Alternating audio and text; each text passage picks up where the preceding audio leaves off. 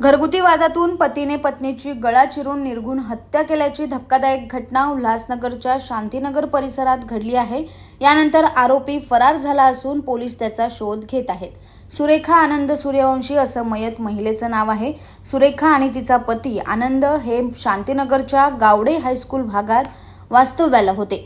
आनंद हा व्यसनाधीन असल्याने त्यांच्यात दररोज भांडणं होत होती। शुक्रवारी रात्री 10:30 वाजण्याच्या सुमारास आनंद आणि त्याची पत्नी सुरेखा यांच्यात जोरदार भांडण झालं। याच रागातून आनंद याने धारदार हत्याराने सुरेखाच्या गळ्यावर गंभीर वार करून तिची हत्या केली आणि फरार झालाय। या घटनेची माहिती मध्यवर्ती पोलिसांना मिळताच वरिष्ठ पोलीस निरीक्षक शंकर आवताडे, पोलीस उपनिरीक्षक खंदारे यांनी घटनास्थळी धाव घेत पंचनामा करून मृतदेह शवविच्छेदनासाठी मध्यवर्ती रुग्णालयात पाठवला।